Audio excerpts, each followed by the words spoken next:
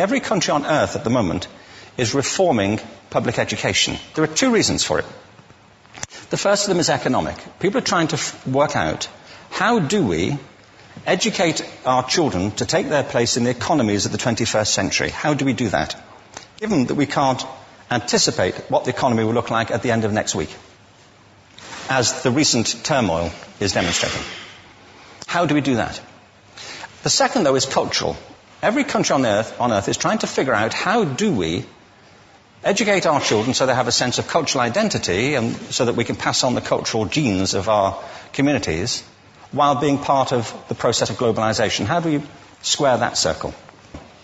The problem is they're trying to meet the future by doing what they did in the past. And on the way, they're alienating millions of kids who don't see any purpose in going to school. When we went to school, we were kept there with a story, which was if you worked hard and did well and got a college degree, you would have a job. Our kids don't believe that. And they're right not to, by the way. You're better having a degree than not, but it's not a guarantee anymore. And particularly not if the route to it marginalizes most of the things that you think are important about yourself. Some people say we have to raise standards as if this is a breakthrough. You know, like, really, yes, we should. Why would you lower them? You know, I haven't come across an argument that persuades me of lowering them. But raising them, of course we should raise them. The problem is that the current system of education was designed and conceived and structured for a different age. It was conceived in the intellectual culture of the Enlightenment and in the economic circumstances of the Industrial Revolution. Before the middle of the 19th century, there were no systems of public education. Not really. I mean, you could get educated by Jesuits, you know, if you had the money. But public education, paid for from taxation, compulsory to everybody and free at the point of delivery, that was a revolutionary idea.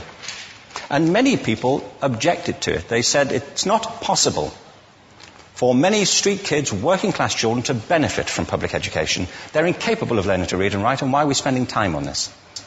So there's also built into it a whole series of assumptions about social structure and capacity. It was driven by an economic imperative of the time, but running right through it was an intellectual model of the mind, which was essentially the Enlightenment view of intelligence. That real intelligence consists in the capacity for a certain type of deductive reasoning and a knowledge of the classics originally, what we come to think of as academic ability.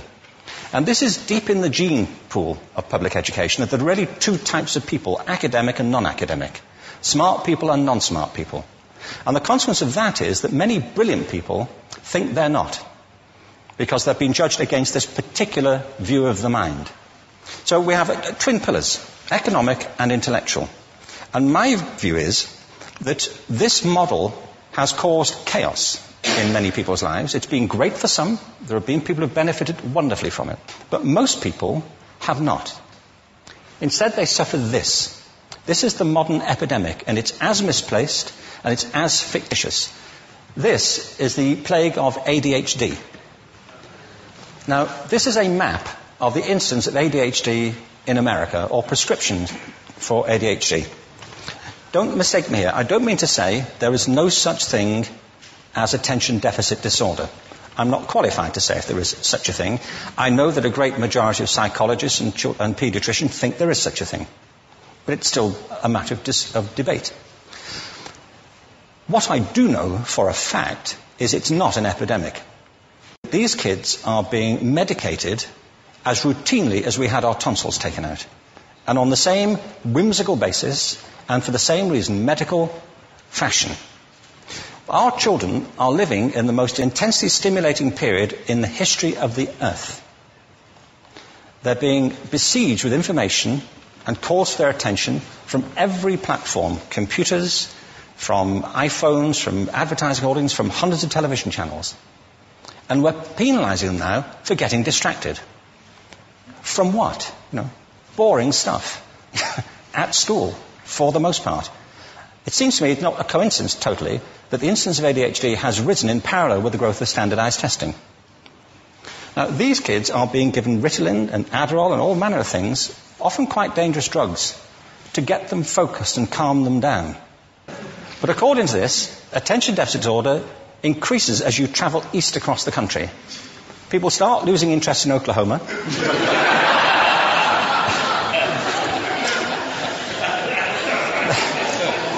They can hardly think straight in Arkansas. And by the time they get to Washington, they've lost it completely. And there are separate reasons for that, I believe.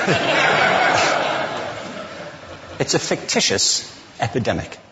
If you think of it, the arts, and I don't say this exclusively of the arts, I think it's also true of science and of maths, but I say about the arts particularly because they are the victims of this mentality currently, particularly.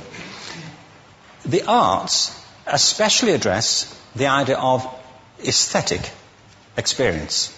An aesthetic experience is one in which your senses are operating at their peak, when you're present in the current moment, when you're resonating with the excitement of this thing that you're experiencing, when you are fully alive.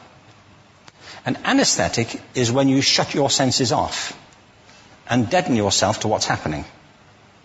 And a lot of these drugs are that. We're getting our children through education by anesthetizing them. And I think we should be doing the exact opposite. We shouldn't be putting them asleep. We should be waking them up to what they have inside of themselves. But the model we have is this. I believe we have a system of education that is modeled on the interests of industrialism and in the image of it. I'll give you a couple of examples. Schools are still pretty much organized on factory lines, ringing bells, separate facilities, specialized into separate subjects. We still educate children by batches. We put them through the system by age group. Why do we do that? Why is there this assumption that the most important thing kids have in common is how old they are? It's like the most important thing about them is their date of manufacture.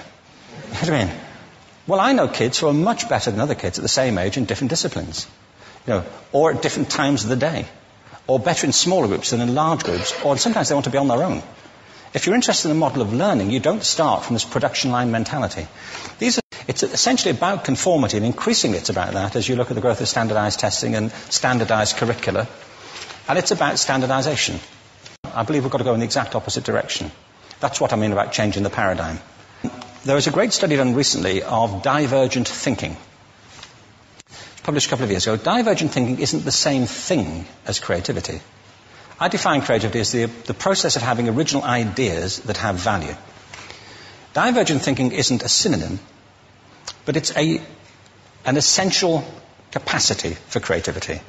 It's the ability to see lots of possible answers to a question, lots of possible ways of interpreting a question, to think what Edward de Bono would probably call laterally, to think not just in linear or convergent ways, to see multiple answers, not one.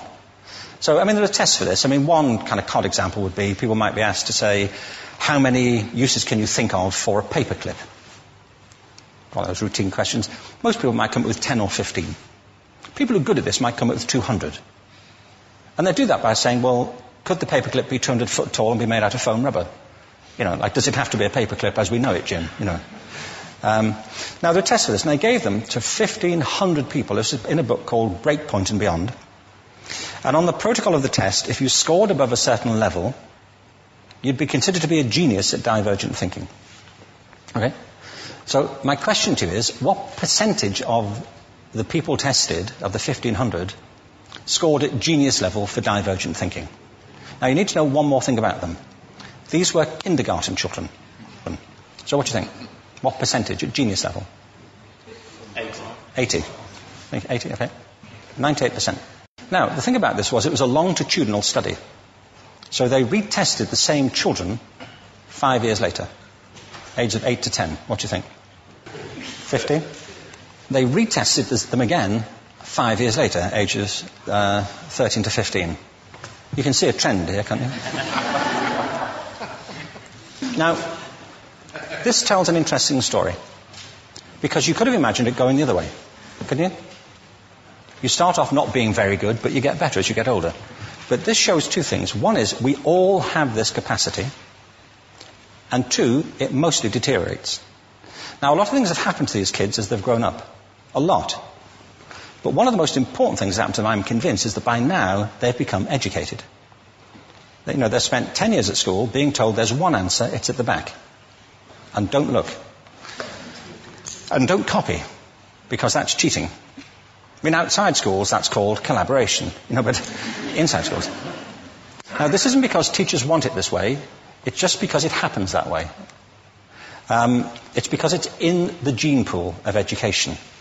We have to think differently about human capacity. We have to get over this old conception of academic, non-academic, abstract, theoretical, vocational, and see it for what it is, a myth. Secondly, we have to recognize that most great learning happens in groups, that collaboration is the stuff of growth. If we atomize people and separate them and judge them separately, we form a kind of disjunction between them and their natural learning environment. And thirdly, it's crucially about the culture of our institutions, the habits of the institution and the habitats that they occupy.